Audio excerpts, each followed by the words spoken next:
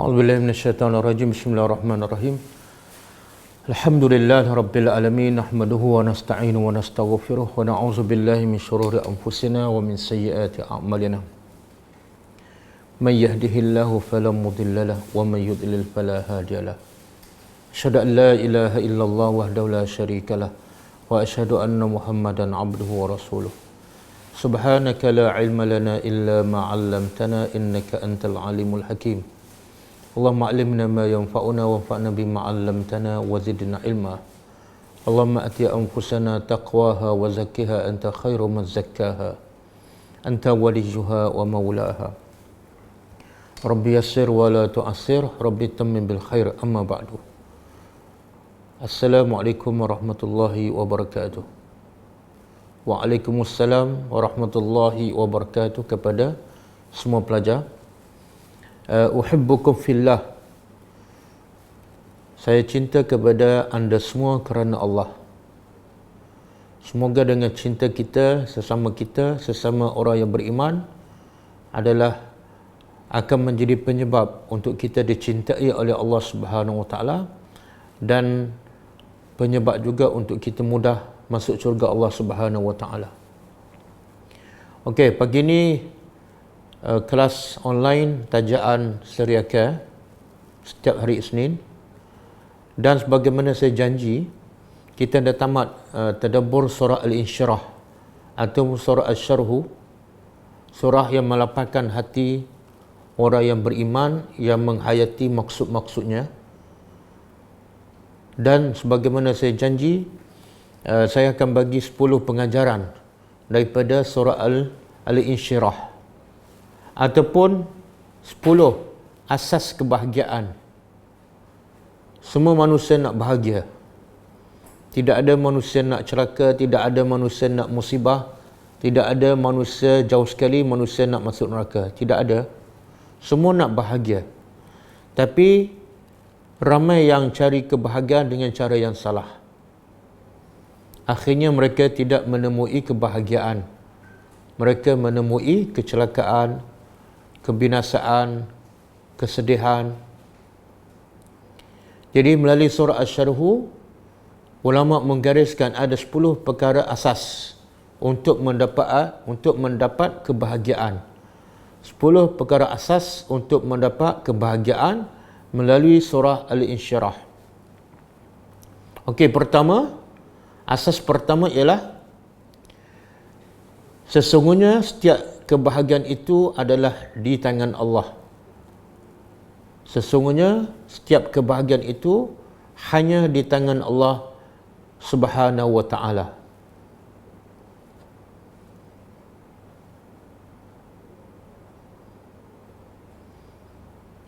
Maksudnya hanya Allah sahaja yang berkuasa, yang mampu untuk memberi kebahagiaan.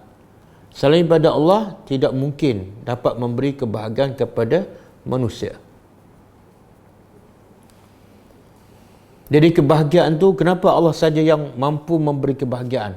Sebab kebahagiaan itu adalah ciptaan Allah. Sebagaimana Allah mencipta kehidupan, Allah mencipta kematian, allazi khalaqal mauta wal hayat, dalam surah Al-Mulk, Allah mencipta kematian, Allah mencipta kehidupan, maka Allah juga khalaqa as-sa'adah. Allah juga yang mencipta kebahagiaan. Jadi kalau kebahagiaan itu makhluk yang dicipta oleh Allah, maka nak tak nak, kalau nak kebahagiaan kena cari pemiliknya, kena cari penciptanya. Boleh buka surah An-Najm ayat 43. Surah An-Najm ayat 43.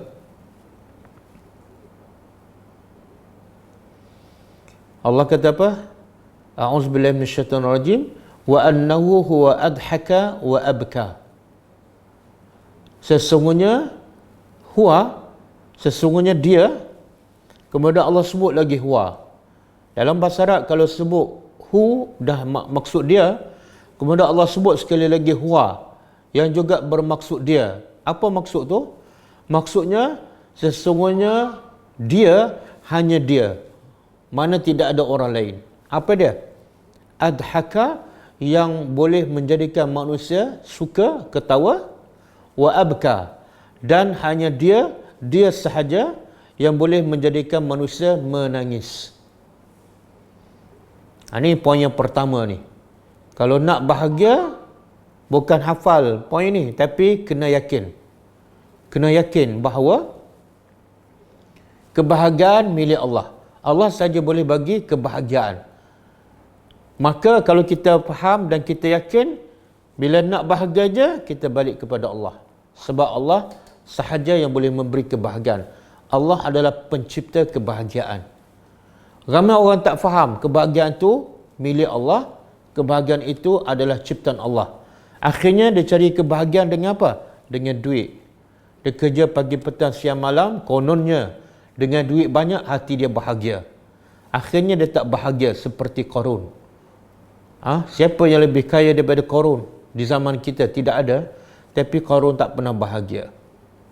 Ada orang nak bahagia terlibat dengan politik untuk mendapatkan kuasa. Dia pulun-pulun dapat kuasa, akhirnya tak bahagia. Duduk dalam ketakutan, takut dijatuhkan, takut kalah. Bagaimana nak usaha supaya dapat bertahan kuasanya, akhirnya tak bahagia. Ada orang kononnya nak bahagia dengan cara berkahwin, tapi bila berkahwin menambahkan masalahnya. Ada orang bahagia dengan cara untuk mendapatkan anak, tapi bila dapat anak tak bahagia. Jadi poin pertama ingat, kalau nak bahagia jangan cari duit banyak. Jangan, tak mestinya berkahwin, tak mesti dapat anak, tak mesti terlibat dalam politik, tak mesti berpangkat besar, tak mesti memiliki isteri yang cantik. Tapi bahagia ialah kembali kepada Allah. Carilah Tuhan. Carilah Tuhan. Caranya apa? Caranya ialah ikut apa saja yang Allah perintah. Allah sebut dalam surah Al-Baqarah, "Faman ittaba'a hudaya fala khaufun 'alaihim wa la hum yahzanun." Maka barang siapa yang ittaba'a, mengikut hudaya, petunjuk aku, maka dia akan bahagia. Allah kata apa? Bahagia ialah fala khaufun 'alaihim, dia tidak ada rasa takut, wa la hum yahzanun, dan mereka tidak sedih. Sebenarnya bahagia ni, punca manusia tak bahagia sama ada rasa takut ataupun ada rasa sedih, ataupun kedua-dua. Bila duduk dalam ketakutan tak bahagia. Takut duit kena curi, takut duit tak cukup, takut orang rompak, tak bahagia. Yang kedua, sedih. Bila hilang barang, sedih. Hilang telefon, sedih. Tak bahagia. Jadi Allah kata cara nak bahagia, ittaba'a hudaya, ikut petunjuk aku. Jadi tak mungkin kita bahagia kalau kita jauh daripada Al-Quran. Sebab petunjuk Allah adalah dalam Al-Quran. Zalikal kitabu la raiba fi hudan lil muttaqin. Okey, satu. Yang kedua, asas kedua ialah kebahagiaan adalah di hati, bukan pada fizikal ataupun luaran.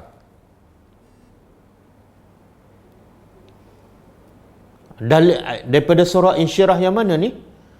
Alam nashrah laka sadrak. Bukankah kami telah lapangkan sadrak, dada engkau yang ada hati. Maknanya kebahagiaan itu dalam hati. Kebahagiaan itu dalam hati, bukan pada pakaian. Kadang-kadang pakaian dia baju biasa je, koyak, tapi hati dia bahagia. Kadang-kadang pakaian dia mahal, kereta mewah, tapi tak membahagiakannya. Jadi jangan tertipu dengan luaran ataupun zahir. Sebab kebahagiaan tu dalam hati. Kadang-kadang orang duduk dalam penjara, rumah tak ada, jauh daripada anak isteri, jauh daripada kemudahan, dan diseksa, tapi hatinya bahagia sebab dia dekat dengan Allah Subhanahu Wa Taala. Jadi jangan, poin yang kedua, kebahagiaan di hati, bukan pada duit, bukan pada gambaran luar. Jadi jangan tertipu dengan gambaran luar. Yang ketiga,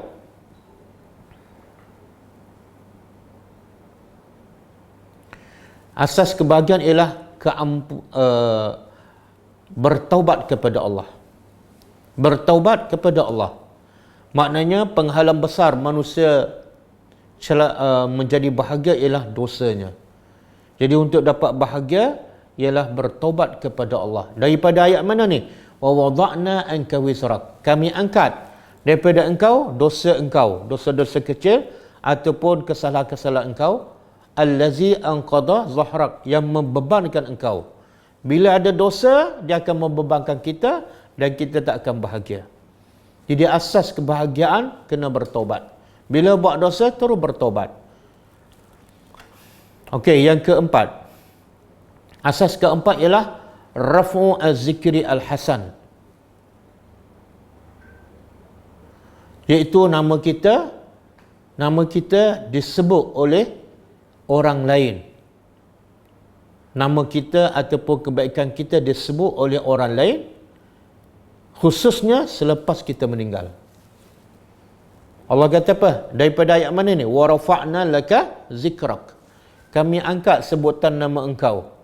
Mana Allah mengangkat Nabi Muhammad dengan cara nama Nabi sentiasa disebut oleh orang lain. Musuh pun suka, orang beriman lagi sayang kepada Nabi. Jadi jangan salah faham, jangan pula kita buat apa saja kebaikan, apa saja amal soleh supaya disebut oleh orang, tak, dia automatik. Sebagaimana doa Nabi Ibrahim minta supaya namanya disebut, dia minta, tapi bila tu lisana Allah maj'alni lisana sidqin fil akhirin. Ya Allah, jadilah orang yang sentiasa menyebut kebaikan aku bila ni fil akhirin, iaitu orang yang datang selepas aku mati. Itu makna keikhlasan kita bukan nak orang sebut kita kebaikan kita masa kita hidup, tapi selepas kita mati orang mula sebut kebaikan. Itu tanda kita adalah orang yang bahagia. Ayat mana ni? Wa rafa'na laka zikra. Yang kelima, asas kebahagiaan yang kelima ialah Allah tidak pernah menjadikan kesukaran tanpa kesenangan. Ini kaedah formula. Yang kelima, kita kena yakin Allah tak pernah menjadi kesukaran, kesusahan, musibah tanpa ada kesenangan, kebahagiaan. Bila ada susah, wajib ada senang. Bila ada sedih, wajib ada suka.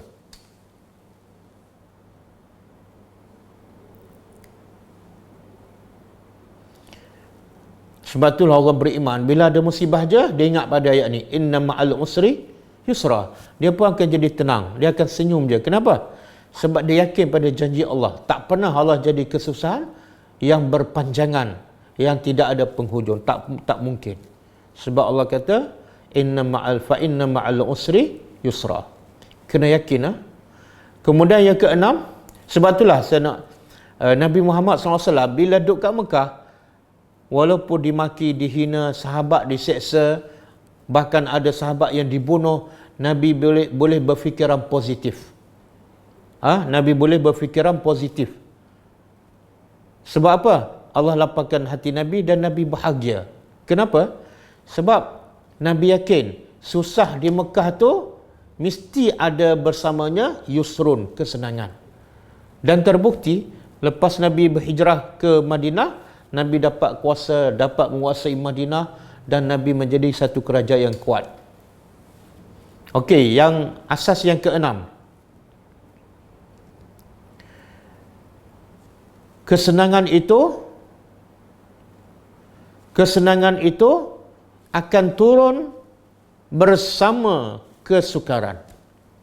Tadi yakin setiap kesukaran ada kesenangan. Ini yang keenam. Setiap kesenangan akan turun bersama kesukaran, bukan selepas. Sebab Allah kata fa inna ma'al usri yusra. Bersama kesukaran ada kesenangan, bersama.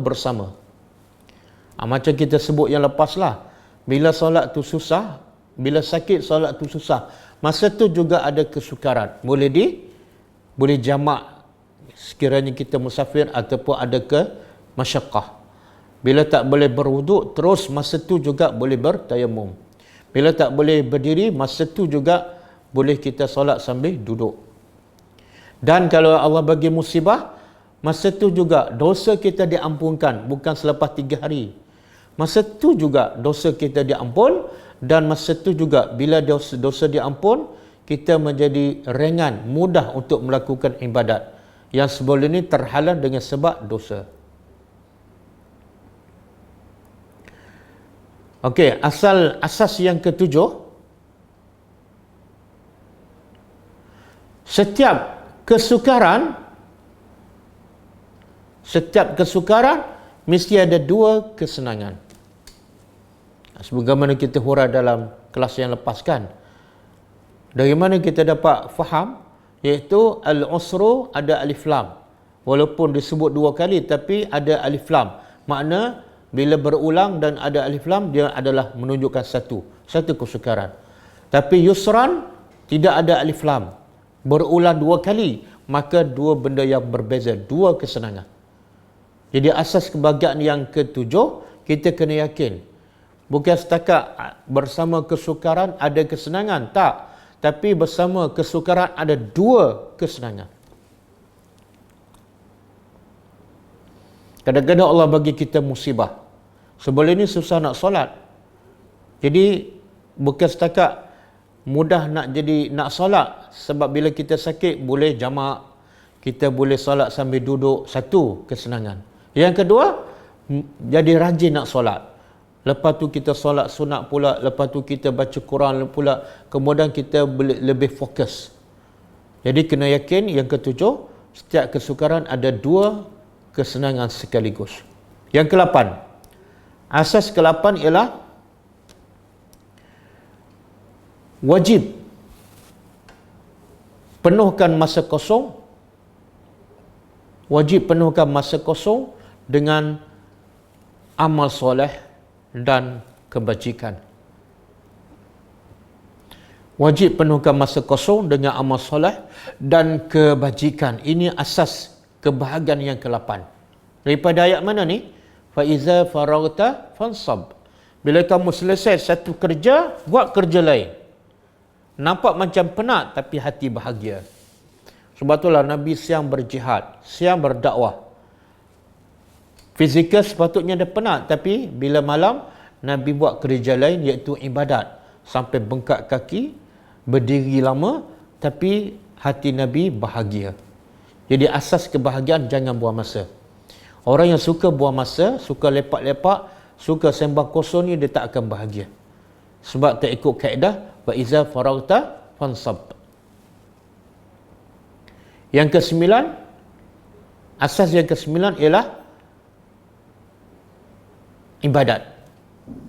Iaitu ibadat kepada Allah asas kepada kebahagiaan. Fansab tu makna wa iza faraghta fansab. Apa makna fansab? Iaitu bukan setakat penat, tapi penat dalam ibadat. Jangan penat buat kerja lain.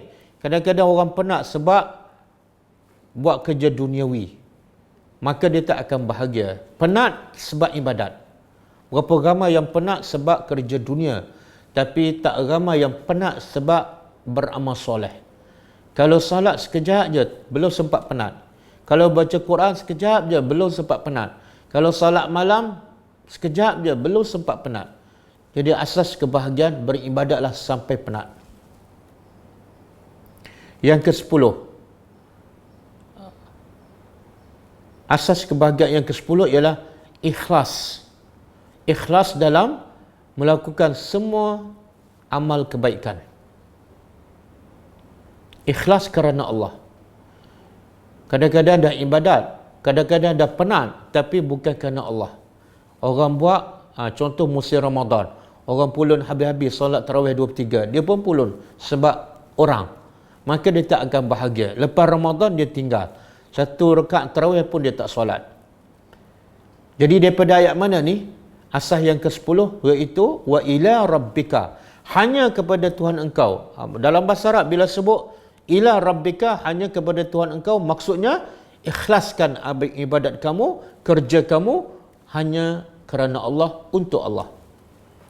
Farrabb, maka berharaplah ganjaran pahala. Okey? Jadi semuanya 10 asas kebahagiaan. Jadi kalau tak ada, kita tak bahagia, masalah rumah pun terus bermasalah. Cek ada tak 10 senarai ni? Kalau tak ada, itulah punca dia. Jangan cek akaun kita. Jangan cek kereta kita. Jangan bila tak bahagia pergi tepi pantai. Bila tak bahagia melancong. Tak, cek 10 poin ini. Ada tak? Kalau tak ada, itulah punca. Okey, habis Sekarang kita sambung surah yang baru, surah Ad-Duha. Surah Ad-Duha. Sebagaimana saya sebut dalam kelas yang lepas, ada sebahagian ulama mengatakan surah Ad-Duha dengan surah Asy-Syarhu sebenarnya satu surah.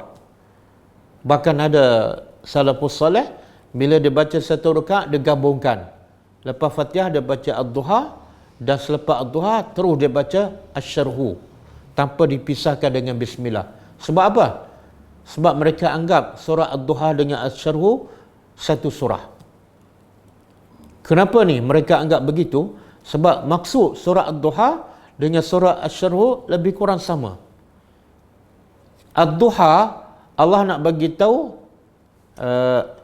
Allah lapangkan hidup Nabi Muhammad dengan apa? Material. Miskin, Allah kayakan dia. Yatim, Allah jadikan, Allah berlindunginya. Itu bantuan Allah dari segi hisiah ataupun material. Tapi surah Asy-Syarhu, Allah lapangkan dari segi batin. Hati Nabi, jiwa Nabi menjadi lapang. Jadi dua-dua tu bila digabungkan, lapang dari segi material. Daripada anak yatim, Allah bela dia, Allah jaga Muhammad. Daripada miskin, Allah kayakannya. Kemudian Allah lapangkan pula hati Nabi. Alam nashrah laka sadrak. Lengkaplah kebahagiaan seseorang. Okey, surah Ad-Duha ni sebab turun surah Ad-Duha.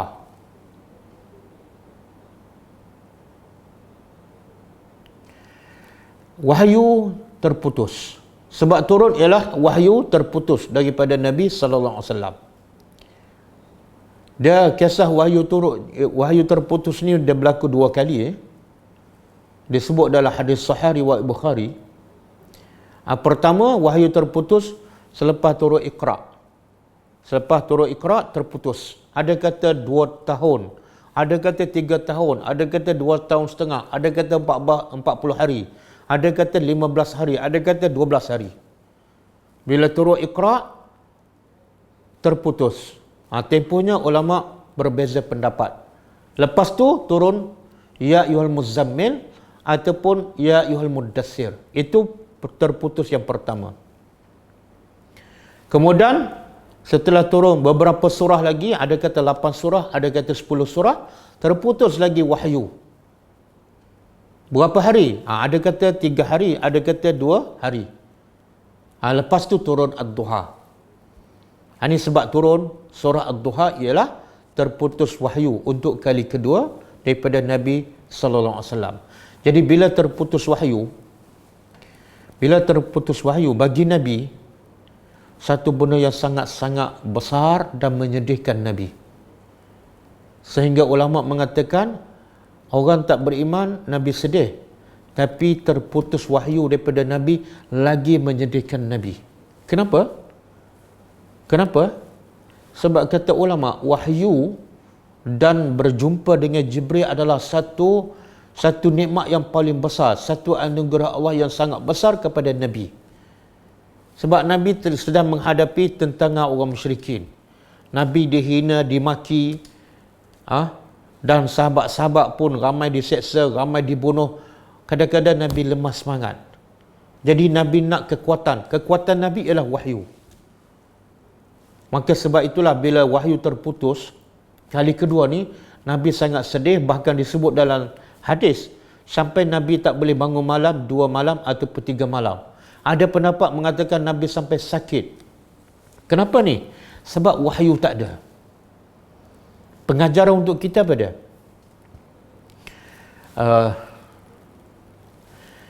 Nabi ni bila ada wahyu, bila dapat baca Quran, bila dengar ayat-ayat Allah, Nabi rasa macam dekat je dengan Allah. Rasa macam kuat je. Rasa macam duduk dalam syurga.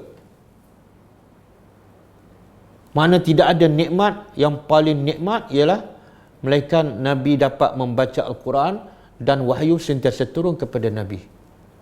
Tapi bila wahyu terputus, Nabi rasa macam Allah ni dah, Nabi ada buat salah, Allah dah benci pada dia, maka seolah Nabi rasa macam dah hubungan dengan Allah dah terputus.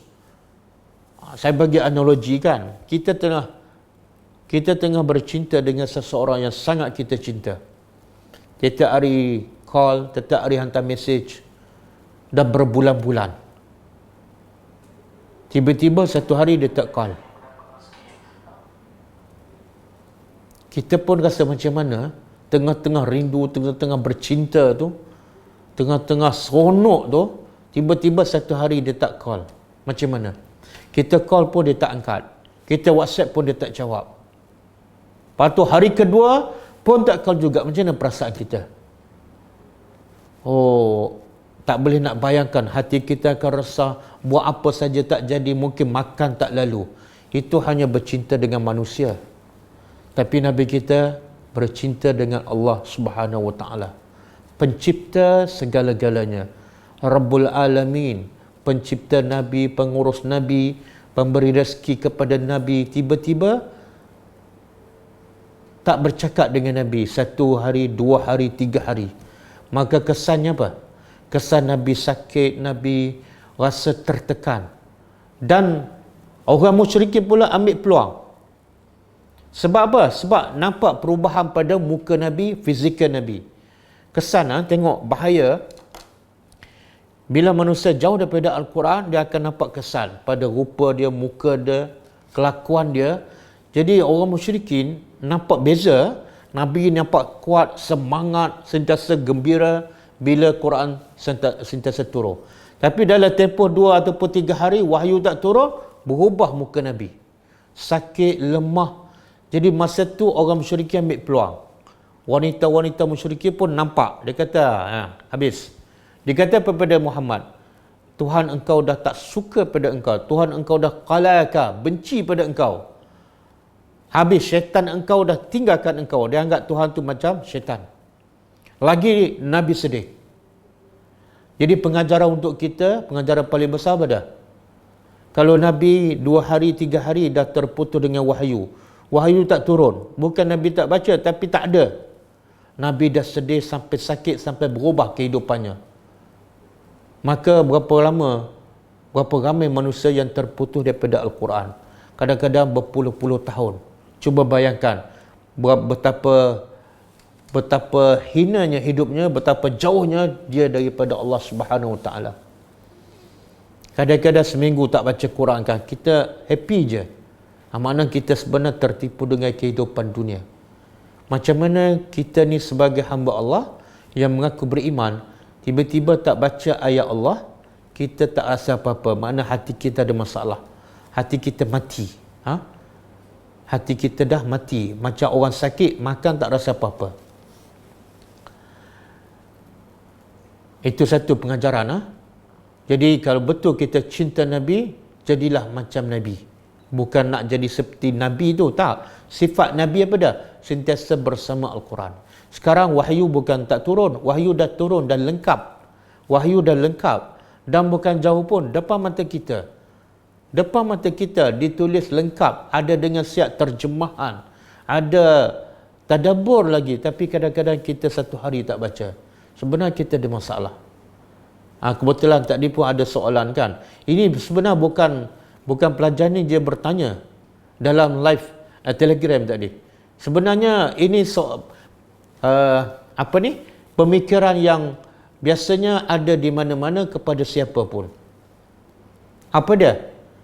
Bila nak baca Quran ataupun nak tadabbur Al-Quran, alasannya apa? Saya tak ada masa. Saya tak free. Saya bukan nak tegur yang bertanya tu, tapi saya nak tegur semua sekali, termasuk diri saya.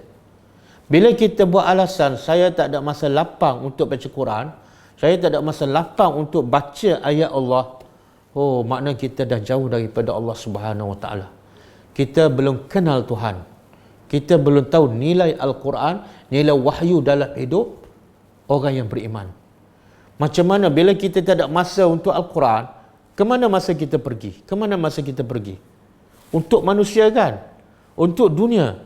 Jadi kalau untuk manusia yang bukan cipta kamu, yang bukan boleh bagi apa-apa pada kamu, kamu ada masa berjam-jam.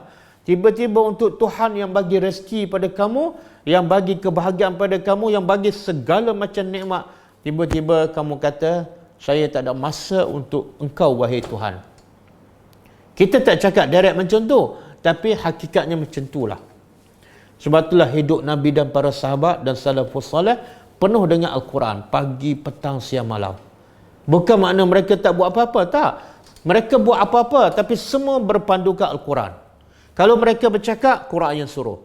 Kalau mereka bertindak, Quran yang suruh. Kalau mereka pergi berdakwah, Quran yang suruh. Kalau mereka berhijrah, Quran yang suruh. Kalau mereka bekerja, berpandukan daripada arahan Al-Quran. Mereka buat apa-apa, tapi berpandukan Al-Quran. Tapi kita buat apa-apa sampai tak sempat nak baca Al-Quran. Itu satu kesalahan yang sangat-sangat besar. Okey? Jadi kalau Nabi sedih sampai sakit, hanya 2-3 hari sahaja terputus wahyu.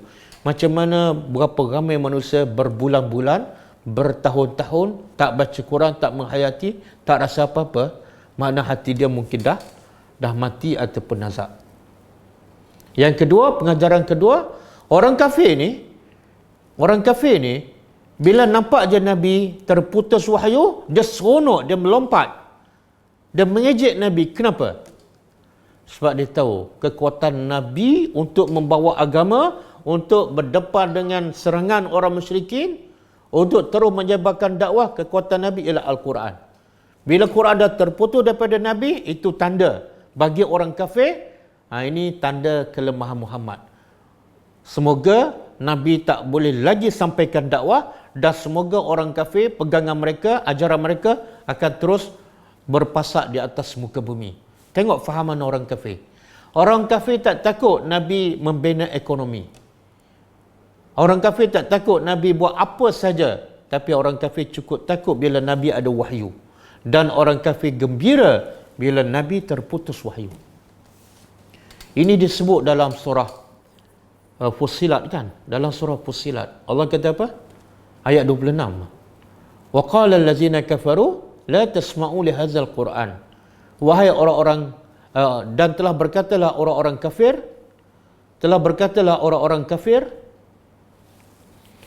la tasma'u li hadzal Qur'an. Jangan kamu dengar. Orang kafir berkata pada orang-orang Mekah sesama mereka, jangan dengar Al-Quran. Dengar maksudnya ialah dengar sampai faham dan ikut. Kenapa orang kafir cukup tak nak manusia mendengar Al-Quran? Sebab mereka cukup faham. Semua manusia yang berubah tu, Abu Bakar ke, Umar ke, Ali ke, Osman ke, semua berubah tu sebab Al-Quran. Quran yang mengubah mereka. Bila mereka dengar, mereka faham, mereka akan mengubah. Dan bukan setakat mereka mengubah, bukan setakat mereka berubah, tapi mereka mengubah orang lain pula, maka Islam akan merebak. Dan itu mengancam kedudukan orang kafir. Maka strategi orang kafir yang paling besar ialah bukan hantar COVID-19. Strategi orang kafir, Yahudi ke, Freemason ke, bukan hantar COVID-19, tapi memastikan orang Islam jauh daripada Al-Quran. Memastikan orang Islam kalau baca pun tak faham apa-apa, kalau hafal pun tak menghayati dan tak mengubah apa-apa pun. Dan rasanya setakat ni mereka berjaya menjadikan orang Islam jauh daripada isi kandungan Al-Quran. Mereka berjaya menjadikan akhlak orang Islam bukan akhlak Al-Quran, akhlak daripada Barat. Mulut baca Quran tapi akhlak import daripada Barat. Sebab tu akhirnya Allah orang kafir kata apa dalam Quran? La'allakum taghlibun.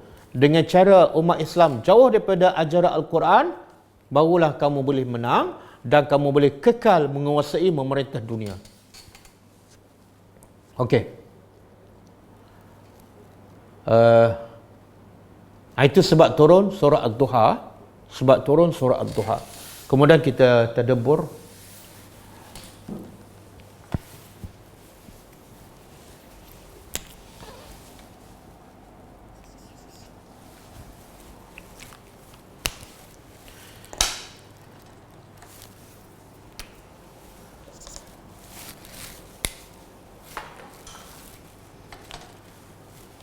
A'udzubillahi minasyaitonirrajim. Bismillahirrahmanirrahim.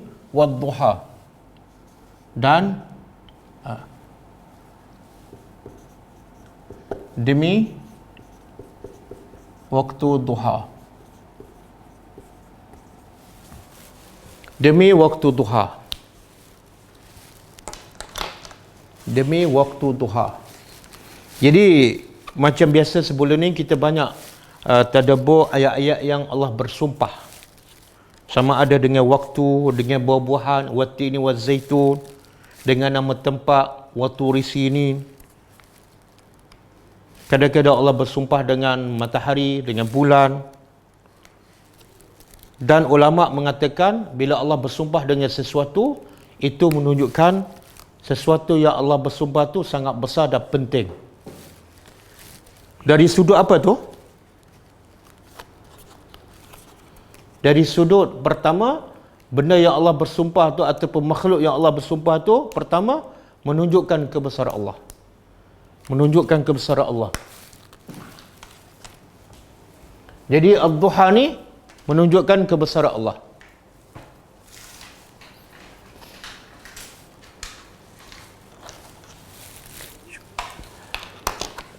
Menunjukkan kebesaran Allah. Apa kebesaran Allah pada waktu duha? Ialah daripada kegelapan, tiba-tiba satu dunia ni menjadi cerah. Manusia tak mampu nak menjadikan satu dunia ni, manusia tak mampu nak jadikan satu dunia gelap, kemudian lepas satu ketika satu dunia juga menjadi cerah. Manusia tak mampu. Kalau satu malam tu manusia nak cerahkan satu bilik dia sahaja pun tak mampu kalau tidak ada sebiji lampu. Jangankan satu dunia, satu bilik pun manusia tak mampu. Dan bila cerah, manusia nak gelapkan bilik tu, satu bilik sahaja pun manusia tak mampu. Jadi wadduha tu menunjukkan kebesaran Allah. Yang kedua, menunjukkan rahmat Allah. Rahmat Allah kepada manusia ialah Allah tak jadikan waktu tu malam sahaja. Kalau malam saja, siang pun malam, siang pun gelap, maka itu menyusahkan manusia. Bekerja dalam waktu yang gelap. Berapa banyak kos elektrik terpaksa dibayar. Sebab pasang elektrik 24 jam. Dan manusia tak ada cahaya matahari. Itu mungkin menyebabkan manusia mati. Jadi rahmat Allah jadikan siang, selepas tu malam, selepas siang malam. Sebab tu Allah bersumpah lepas wadduha wal laili, dan demi waktu malam.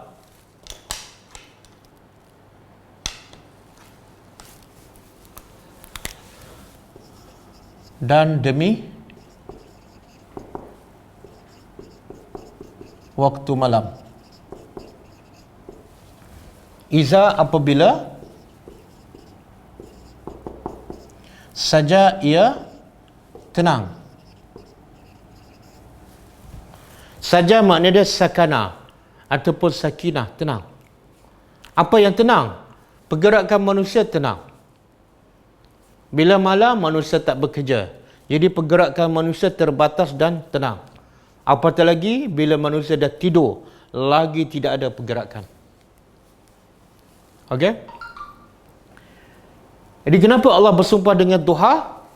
Saya dah sebut tadi, satu menunjukkan kebesaran Allah, yang kedua menunjukkan rahmat Allah. Dengan lepas tidur malam tu, cuba bayangkan, kita tak sempat tengok siang hari. Maknanya kita dah mati.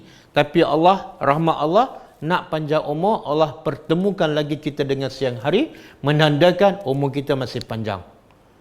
Dan juga siang hari ini panjang daripada lepas subuh sampai maghrib. Tapi daripada siang hari yang panjang tu, kenapa Allah pilih waktu duha? Untuk Allah bersumpah. Allah tak sebut wan nahar, siang hari. Kalau an-nahar, siang hari, wan nahar. Kalau siang hari daripada lepas subuh sampai maghrib. Jadi sebenarnya Allah nak bagi itu siang hari. Sepatut perkataan yang Allah guna wan nahar. Tapi Allah tak guna an-nahar, Allah guna wad-duha. Sebab tadabburnya ialah Allah nak bagi tahu dalam waktu siang hari, waktu yang terbaik.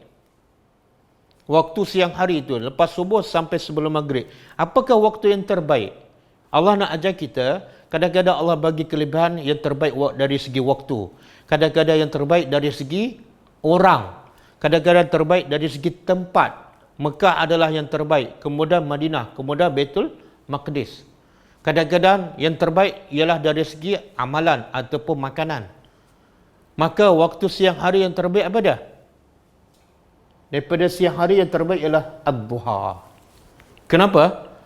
Sebab waktu duha ni cuaca dia tidak terlalu sejuk dan tidak terlalu panas. Waktu cuaca yang manusia paling suka waktu duha. Bermula daripada terbit matahari kan. Lepas terbit matahari 15 minit, kita rasa nyaman je. Masa tu tak payah buka kipas, tak payah buka aircon. Kemudian, sebab waktu duha tu waktu terbaik juga, Allah nak kita beramal. Apa kelebihan duha? Kelebihan duha ialah solat duha. Solat duha. Yang tidak ada kelebihan, solat ini di waktu tengah hari ataupun waktu petang. Tak ada. Yang ada waktu duha. Apa dia? Antara kelebihannya saya dah sebut banyak kali kan. Saya ulang secara ringkas. Nabi kata siapa yang solat duha 4 rakaat. Siapa yang solat duha 4 rakaat, Allah akan bereskan. Allah akan sempurnakan urusannya pada hari itu. Nabi tak sebut urusan apa, makna umum. Urusan kerjanya, urusan anaknya, urusan apa lagi? Urusan keretanya, urusan Allah akan lengkap sempurnakan. Sepanjang hari itu, bila tu? Bila dia salat 4 rakaat. Salat apa ni? Waktu duha. Jadi kalau salat duha, jangan salat 2 lah. Salatlah 4. Yang kedua, kelebihan solat duha, yang kedua ialah Nabi sebut dalam satu hadis, dalam badan manusia ada 360 sendi. Dengan 360 sendi ni, mudah manusia nak buat apa-apa. Nak berjalan, nak makan, nak menulis, nak tidur, nak baring, nak start kereta. Dengan 360 sendi ni. Dan Nabi kata dalam hadis tu, tasbih sedekah. Tahmid, alhamdulillah sedekah. Takbir, sedekah. Suruh orang buat baik, sedekah. Larang orang buat munkar, sedekah. Bercakap benda yang baik, sedekah. Banyak kita boleh buat sedekah sebanyak bilangan 360 sendi. Tapi Nabi kata, siapa yang solat duha 2 rakaat sahaja, dia boleh cover semua amalan sedekah yang tadi. Sedekah, tahmid, tasbih, takbir, suruh benda yang baik, suruh benda cegah perkara mungkar, buat apa saja kebaikan, dia solat 2 rakaat cover semua. Seolah dia bersedekah sebanyak 360 sendi. Hanya solat 2 rakaat duha. Ia tak ada kaitan dengan rezeki. Pasal solat duha memurahkan rezeki, itu hadis tak sahih. Sebenar, siapa yang solat duha kerana nak rezeki, fikirannya sempit. Dia adalah ahli dunia. Orang yang selalu fikir nak rezeki ni adalah ahli dunia. Ahli akhirat ialah orang yang sentiasa nak pahala. Saya ulang. Orang yang selalu fikir nak rezeki je. Kerja nak rezeki, solat nak rezeki, baca Quran nak rezeki, solat duha nak rezeki. Ini adalah ahli dunia. Ahli akhirat ialah sentiasa buat apa saja nak pahala. Sebab dia tahu pahala jauh lebih baik pada rezeki. Pahala kekal abadi, rezeki untuk sementara. Jadi nak tahu kita ahli dunia ataupun ahli akhirat, saya bagi kaedah untuk kita cek. Kita pergi kedai ke, nak naik bas ke, nak naik kapal terbang, semua orang cek suhu kita kan. 36.6, 36.3. Tiap hari cek, kadang-kadang satu hari 5 kali, sama aja. Tapi cek juga. Tapi kita jarang cek diri kita ni ahli dunia ataupun ahli akhirat. Okey, Syekh Mutawalli Sya'rawi, dia bagi kaedah. Kalau kita nak tahu kita ahli dunia ataupun ahli akhirat, iaitu bila yang mana kita lebih suka.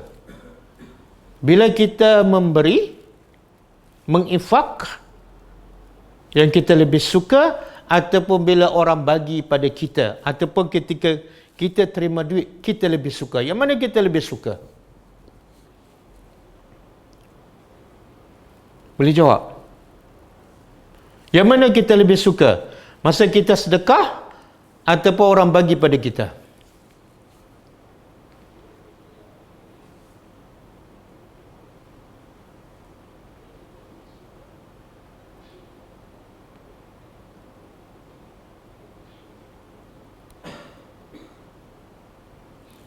Okey, ada jawapan?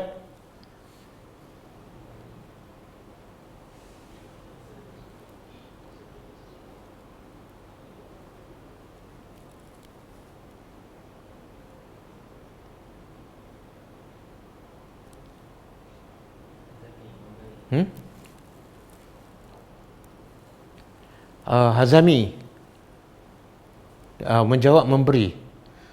Okey, kita memberi kita lebih suka, makna sedekah lah, bukan beri kat Maidin Kejayaan lah. Kita memberi, kita sedekah, kita lebih suka daripada orang bagi duit pada kita. Betul ke? Saya bagi RM100 dengan kak sedekah RM100, yang mana keadaan lebih gembira?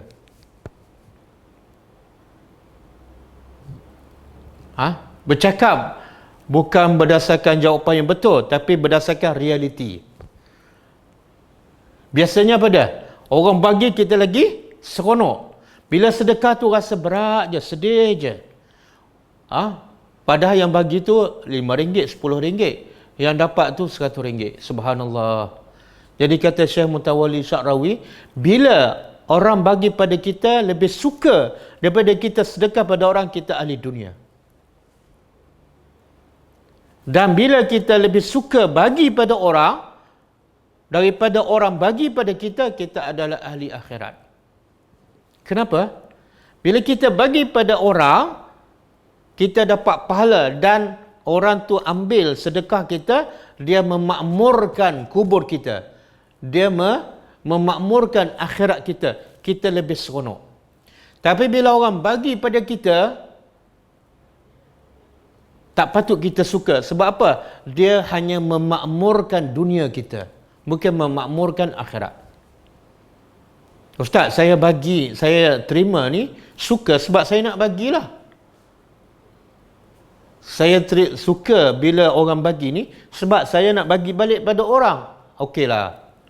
Orang bagi 100, kita bagi pada orang berapa? Kadang-kadang tak 100 kan. Memang susah. Jadi kalau nak cek kita ahli dunia, tengok masa kita bagi dengan masa kita terima, yang mana kita lebih gembira. Okey. Jadi berapa dah kelebihan solat duha? 2 kan? Yang ketiga, solat duha ni dia panggil solat awabin, solat orang yang kembali kepada Allah. Nabi puji dalam satu hadis sahih, orang kita keliru bila sebut solat awabin, dia faham solat selepas maghrib. Sebenarnya solat lepas maghrib bukan hadis sahih. Hadis dhaif jiddan, sangat lemah. Bahkan setengah ulama kata solat selepas maghrib tidak ada, bukan sunnah Nabi. Yang solat awabin yang ada hadis sahih ialah solat duha. Bila ni? Nabi kata solat awabin, maksud awabin ialah orang yang kembali kepada Allah. Ialah solat duha ketika anak unta mula bangun daripada tanah tu. Bila dia duduk atas tanah, tiba-tiba dia bangun. Kenapa? Tanah tu dah mula panas. Makna bila cuaca dah mula panas, kita pun tengah-tengah sibuk. Bila daripada lepas subuh kita bekerja cari dunia. Tengah-tengah seronok tu, dah mula panas, lagi kencang dunia kita. Masa tu kita berhenti, kita ambil wuduk, solat duha. Kita kembali kepada Allah. Itu solat duha yang terbaik. Bila tu? Lebih kurang 10.30 ataupun pukul 11 pagi. Ini solat duha yang terbaik. Jadi kalau kita nak solat orang yang kembali kepada Allah, kena mujahadah tinggi ya. Kalau solat duha pagi-pagi ni okey lagi, wuduk ada lagi, baru je lepas solat subuh. Tapi dah sibuk dengan urusan dunia, tiba-tiba nak berhenti, itu cabarannya lagi besar. Maka pahalanya pun lagi besar. Dan yang keempat, kelebihan solat duha ialah Nabi kata, siapa yang solat subuh berjemaah bagi lelaki, kemudian dia tunggu di surau ataupun di masjid sampai terbit matahari. Kemudian lepas terbit matahari 15 minit dia pun solat 2 rakaat. Maka pahalanya Nabi kata seumpama dia melakukan haji dan umrah yang sempurna, yang sempurna, yang sempurna. Tamah. Ada ulama kata hadis ni sahih, ada ulama kata hadis dhaif, tapi tak apa, kita buat aja. Sebab itu sunnah Nabi. Apa sunnah Nabi? Salat subuh berjemaah, kemudian tunggu sampai terbit matahari, kemudian lepas tu 10 ataupun 15 minit solat 2 rakaat. Itu sunnah Nabi, hadis sahih. Cuma kelebihan haji dan umrah ada ulama pertikaikan, ada kata sahih, ada kata tak. Tapi sekarang berapa ramai yang sanggup pergi solat subuh berjemaah, kemudian tunggu sampai terbit matahari, kemudian solat 2 rakaat demi untuk mendapat apa? Pahala haji dan umrah yang sempurna. Jadi banyak tak kelebihan duha, maka sebab itu Allah bersumpah. Kemudian Allah bersumpah dengan waktu malam. Apa kaitan siang dan malam ni? Kalau siang untuk bekerja, kalau malam rahmat Allah supaya kita dapat berehat. Dan juga pengajarannya ialah Allah nak beritahu, kalau kamu sedih macam mana pun jangan terus bersedih. Sebab apa? Lepas bersedih ada kegembiraan. Kenapa? Buktinya tidak ada malam yang berpanjangan. Selepas malam, sampai satu masa dia akan hilang malam, hilang kegelapan, akan muncul cahaya. Jadi Allah sebenarnya nak bagi isyarat kepada kita bahawa tidak ada kesedihan yang berterusan. Mesti di hujung sana ada kesenangan, ada kegembiraan. Sebagaimana siang, dia tidak akan berpanjangan, akan datang malam. Kadang-kadang kita seronok je, jangan seronok sangat, sebab akan datang kesedihan. Bila siang, ada datang malam. Dan bila dah malam, jangan sedih, sebab selepas malam akan datang siang. Okey. Kemudian Allah kata apa? Ma wadda'aka. Ini sebab turun ayat. Ma wadda'aka. Tidak. Wadda'aka.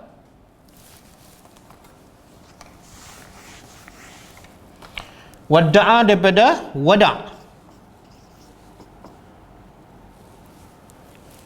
Kita biasa dengarkan hajjatul wada'. Hajjatul. Nabi melakukan haji, dan haji yang Nabi lakukan dipanggil hajjatul wada'. Jadi wadda'a daripada wada'. Hajjatul wada' mana haji selamat tinggal. Makna Nabi buat haji sekali je, lepas tu Nabi tak buat-buat dah. Sebab tu dia panggil hajjatul wada'. Jadi wadda'a di sini apa makna? Tinggal. Tidak meninggalkan engkau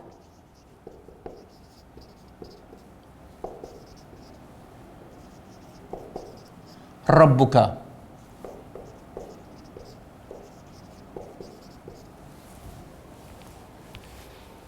Allah bagi tahu pada Nabi, walaupun wahyu putus 2 ataupun 3 hari, walaupun orang musyrikin Mekah, wanita-wanita dah mengajak Nabi, mereka pun dah seronok, Nabi pun tengah sedih sebab takut-takut Tuhan marah. Apa pasal ni? Kita pun kalau dah bercinta 3 hari dia tak hantar mesej, kita mungkin rasa kita ada buat salah. Dia dah benci pada kita. Begitulah perasaan Nabi. Maka Allah nak hiburkan hati Nabi, Allah menafikan, ma wadda'aka rabbuka. Tuhan engkau sama sekali tidak pernah tinggalkan engkau. Melainkan hanya sebagai 2-3 hari itu hanya sebagai proses ujian sahaja. Mana mungkin Tuhan tinggal engkau. Sebab ayat-ayat seterusnya membuktikan bahawa tak mungkin Allah tinggal Nabi. Mana mungkin Allah tinggal Nabi, sedangkan Allah pilih Nabi ni, Nabi Muhammad adalah Nabi yang terbaik di kalangan semua para Nabi. Allah pilih Nabi Muhammad sebagai Nabi penutup daripada segala para Nabi. Allah pilih pula Nabi Muhammad sebagai Khalil. Khalil ni makna kekasih yang tertinggi. Sebagaimana Nabi sebut dalam hadis sahih riwayat Muslim, ittakhazani Allahu khalilan kama ittakhaza Ibrahim khalila. Maksudnya Nabi kata Allah memilih aku sebagai Khalil. Khalil.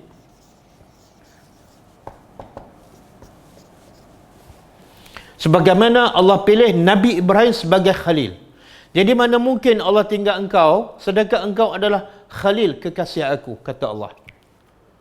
Okey? Tengok ayat ni sangat-sangat menghiburkan hati Nabi. Sangat-sangat menghilangkan kesedihan Nabi. Dan macam orang tengah cedera parah, dibagi rawatan, dibagi obat yang terbaik. Lega Nabi. Jadi pengajar untuk kita beda. Bila kita rasa sedih, bila rasa gersang, bila rasa sempit dada, carilah obatnya, iaitu Al-Quran. Ada orang tanya macam mana? Di mana Tuhan? Saya rindu kat Tuhan. Ada pelajar tanya kan? Kalau betul rindu pada Allah, kalau betul rindu pada Allah, ikutlah apa yang Allah suka. Buatlah apa yang Allah suka. Bila kita buat apa yang Allah suka, kita akan hilang rindu. Kita akan jumpa Allah. Allah tak suruh kita buat kajian di mana Tuhan. Tapi Allah suruh apa? Fattabi'uni, ikut Nabi. Allah suruh apa? Wa ati'ullah, taatlah kepada Allah. Allah suruh apa? Fasbir, sabarlah. Jadi kalau kamu buat semua yang Allah suruh, kamu akan jumpa Allah. Kamu akan rasa dekat je dengan Allah. Tengok, Allah kata apa? Aku tak tinggal engkau. Sebab apa? Engkau kekasih aku. Walaupun Nabi tak pernah nampak Allah, Nabi tak pernah nampak Tuhan semasa hidup kat dunia, tapi Nabi dipilih sebagai Khalil. Kenapa? Sebab Nabi sami'na wa ata'na. Sebab Nabi betul-betul bersifat hamba kepada Allah. Daripada A sampai Z. Semua pergerakan Nabi, cakap Nabi, tindakan Nabi, semua arahan daripada Allah. Maka akhirnya Nabi layak dipilih sebagai Khalilullah. Kemudian wama qala, dan tidak dia, qala ni benci.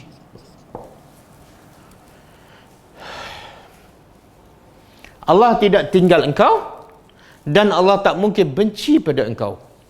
Mana mungkin kekasih benci pada kekasih? Semoga Allah jadikan kita termasuk golongan yang Allah tak benci, yang Allah tak tinggalkan kita. Semoga kita termasuk orang yang Allah suka, Allah cinta. Kemudian Allah kuatkan lagi hujah bahawa Allah tak benci Nabi, Allah tak tinggal Nabi dengan apa? Okey, masa dah habis. Kita berhenti setakat ayat 3. Kalau sambung ayat 4 jadi panjang. Kita berhenti setakat ayat 3.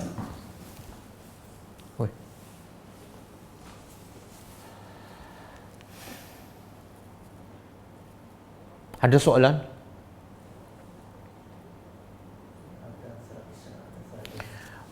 Yang mana lebih dituntut dan afdal, salat isyraq ataupun salat duha? Salat isyraq dan salat duha ulama beza pendapat. Pendapat pertama mengatakan salat isyraq lain daripada salat duha. Salat isyraq ialah setelah terbit matahari lebih kurang 10 minit. Terbit matahari dia panggil isyraq. Lepas terbit matahari 10 ataupun 15 minit kita salat 2 rakaat. Jadi pendapat pertama dia kata ini salat isyraq, bukan salat duha. Lepas tu setengah jam masuk waktu duha. Barulah bila kamu salat waktu tu kamu salat duha. Jadi kalau pendapat pertama, siapa yang salat isyraq belum salat duha. Siapa yang salat duha belum salat isyraq. Tapi pendapat kedua, mereka mengatakan, ulama mengatakan salat duha adalah salat isyraq. Salat isyraq adalah salat duha. Benda yang sama. Cuma kalau salat duha dia awal waktu dipanggil salat isyraq, hakikatnya dah salat duha. Habis kenapa panggil isyraq? Sebab di awal waktu isyraq, waktu matahari terbit. Okey, jadi kalau ambil pendapat kedua, siapa yang dah salat isyraq sebenarnya dia telah salat duha. Dia tak perlu lagi salat duha. Jadi soalan tu kurang tepatlah, mana lebih afdal, salat isyraq ataupun salat duha. Yang soalan yang betul ialah salat duha di waktu mana yang paling afdal? Jawapannya waktu awabin. Iaitu macam saya sebut tadi, salat awabin adalah salat duha yang terbaik. Iaitu ketika cuaca mula panas. Antara 10.30 hingga 11. Sebab cabarannya lagi besar tu. Tengah fokus pada dunia, tengah masuk dunia, tiba-tiba nak berhenti, nak break dan nak ambil wuduk dan nak salat.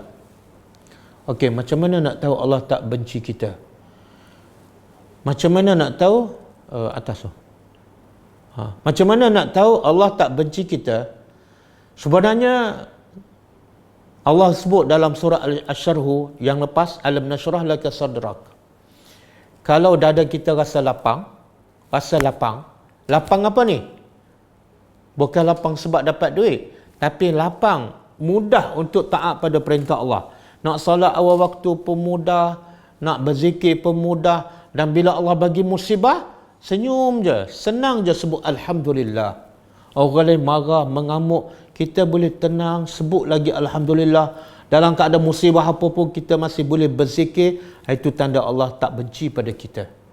Allah permudahkan untuk kita terima perintahnya, dan Allah permudahkan untuk kita terima musibah. Sehingga Nabi kata, aku rasa kagum dengan orang beriman, semuanya baik. Jadi tanda kita ni baik di sisi Allah, semua keadaan menjadi baik. Tak ada yang tak baik. Sakit pun baik, sihat pun baik, kaya pun baik, miskin pun baik, cuaca panas pun baik, cuaca sejuk pun baik, elektrik ada pun baik, elektrik tak ada pun baik, PKP pun baik, tak ada PKP pun okey, sama je. Okey. Perempuan pun boleh jemaah subuh. Okey, bagi perempuan ada ulama bagi fatwa, kalau perempuan ni yang afdal Nabi kata solat di rumah. Jadi macam mana dia dapat pahala umrah dan haji bila terbit matahari dan solat 2 rakaat? Kata ulama, kalau dia solat subuh awal di rumah, lepas solat subuh dia tak bergerak, duduk kat situ je. Kecuali nak buang air besar, nak ambil wuduk lain, itu cerita lain. Dia duduk kat situ, zikir, baca Quran sampai terbit matahari. Lepas 10 minit, dia pun solat 2 rakaat. InsyaAllah dia akan dapat pahala haji dan umrah, walaupun di rumah. Kenapa? Sebab dia wanita, dan wanita yang terbaik solat di rumah. Tapi kalau lelaki, dia kena solat subuh di masjid. Solat duha, mana? Bolehkah solat duha di qada? Tidak ada dalil. Yang berlaku ialah Nabi bila solat malam, Nabi katalah malam tu tak bangun, solat malam, solat witir ke, Nabi tak bangun, Nabi qada dengan solat duha. Itu ada hadis, ada dalil. Katalah malam tu Nabi tak bangun, maka Nabi akan ganti solat malam dengan solat duha. Kalau solat malam biasa kita buat 3, maka masa ganti dengan solat duha jadi kat 4. Kalau biasa kita buat solat malam 5, maka masa ganti ketika solat duha jadi kat 6 rakaat. Ada soalan tadi, solat duha. Solat duha minimum dia 2 rakaat. Maksimum dia 12 rakaat. Dan paling baik kata ulama afdal 8 rakaat. Yang afdal 8 rakaat. Mana? Solat sunat lepas maghrib yang ustaz cakap hadis dhaif tadi. Solat sunat ba'diyah selepas maghrib ada hadis sahih. Salat sunat selepas maghrib yang dipanggil salat ba'diyah ada hadis. Yang hadis dhaif ialah salat sunat selepas salat sunat maghrib ni. Iaitu waktu dia antara maghrib dengan isya. Kadang-kadang ada salat 4, kadang-kadang 8. Itu hadis dhaif jiddan. Bahkan ada setengah ulama mengatakan salat yang dipanggil masyarakat kita panggil salat awabin. Ada setengah ulama kata bukan sunnah Nabi. Wallahu a'lam. Solat duha 4 kedua dia jawab tadi. Bila solat duha tamat waktunya, iaitu lebih kurang 15 minit sebelum waktu zuhur. 15 minit sebelum waktu zuhur. Ada mengatakan sampai rapat zuhur, tapi pendapat paling kuat 15 minit sebelum waktu zuhur. Doa solat duha tu sahih ke tak? Doa solat duha tak sahih. Yang masyhur, yang selalu dibaca di radio di mana-mana, ustaz pun selalu sebut, dia bukan daripada Nabi. Dan panjang tu. Sesungguhnya duha ini, duha engkau, kalau rezekiku di langit turunkan, kalau rezeki di laut keluarkan, kalau rezeki yang jauh dekatkan, kalau rezeki yang dekat, kalau yang rezeki halal haram halalkan. Itu tak sahih. Bukan doa daripada Nabi dan tak perlu kita baca. Nabi tak pernah hadkan doa tertentu. Sebab apa? Nabi ni rahmatan lil alamin. Nabi nak permudahkan kita. Kalau Nabi tetapkan solat duha kena baca surah sekian, solat duha kena baca doa sekian, akhirnya ramai tak akan buat sebab itu satu bebanan. Maka Nabi biarkan bebas. Dan doa yang paling penting setiap pagi apa dah? Yang Nabi ajar adalah zikir pagi petang. Bukan minta rezeki. Bukan minta rezeki yang jauh dekatkan, tak. Doa yang paling penting di waktu pagi ialah yang Nabi ajar kita setiap pagi. Nabi suruh kita baca setiap pagi. Apa dah? Allahumma inni as'aluka ilman nafi'. Yang paling asas, mintalah ilmu yang bermanfaat. Kalau kamu minta rezeki tapi ilmu tak ada, kamu akan salah gunakan rezeki itu. Kamu akan kufur dengan nikmat. Asasnya ilmu yang bermanfaat. Yang kedua, warizqan tayyiba. Bukan minta rezeki, tapi rezeki yang baik. Rezeki memang Allah dah tetapkan. Kamu minta ke tak minta, Allah tetapkan. Kalau tak ada, kamu matilah tu. Yang kita dianjurkan supaya minta rezeki yang tayyib, halal. Ramai yang dapat rezeki tapi rezeki yang haram. Dan yang ketiga, paling penting apa dah? Wa amalan mutaqabbala. Tengok susunan. Tengok susunan. Pertama ilmu, yang kedua rezeki. Kenapa ilmu dulu? Sebab kalau kamu tak ada ilmu, kamu tak mungkin dapat rezeki yang tayyib. Kalau tidak ada ilmu, kamu mungkin makan benda yang haram. Maka asasnya ilmu. Lepas dapat ilmu, tahu halal haram, baru kamu pilih rezeki yang tayyib.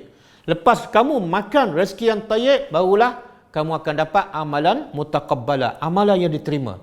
Berapa banyak orang beramal tapi tak diterima. Sebab apa? Rezekinya haram. Ini 3 benda yang paling penting. Jadi kenapa kita nak baca doa duha yang panjang lebar tu? Sedangkan yang Nabi ajar dan dituntut baca setiap pagi, itulah yang terbaik dan merangkumi semua sekali. Wallahu a'lam.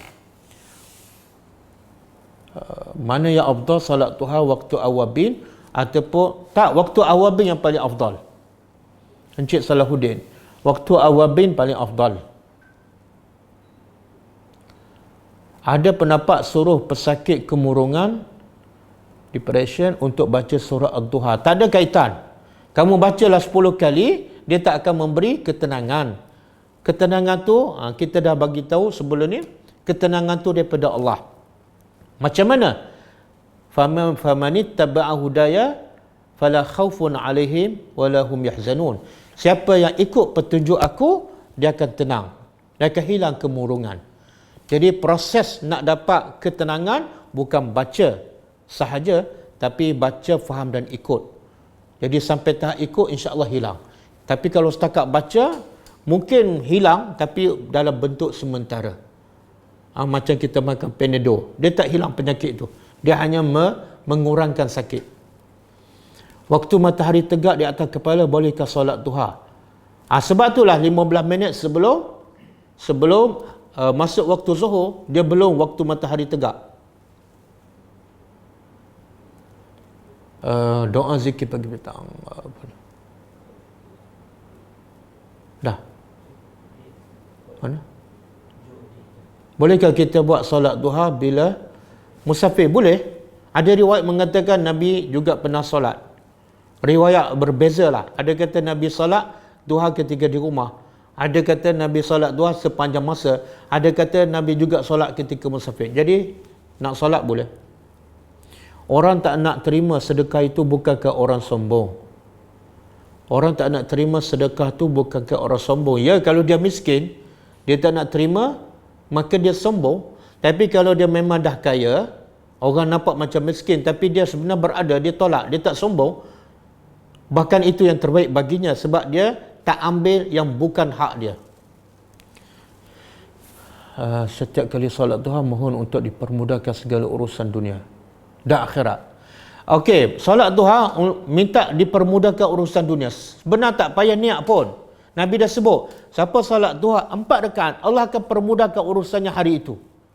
Jadi automatik, kalau kita niat ikhlas kerana Allah, maka Nabi kata Allah akan permudahkan urusan kamu pada hari itu.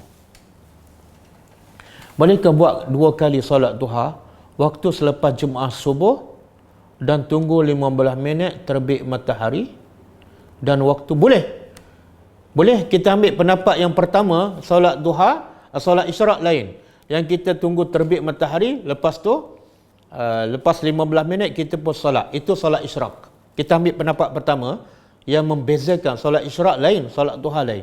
Kemudian lepas tu kita solat pula duha waktu awabin. Boleh?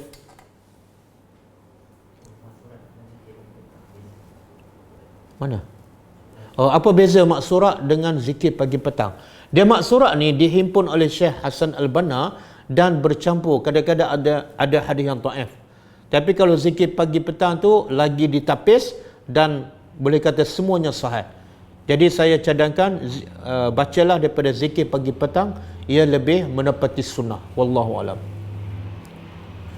Dah jawab bagaimana dengan amalan zikir maksurat dah. Dah. Macam mana nak order zikir pagi petang? Boleh kontak staff kita. Buku zikir pagi petang yang ni ada, Azhar. Cuba ambil.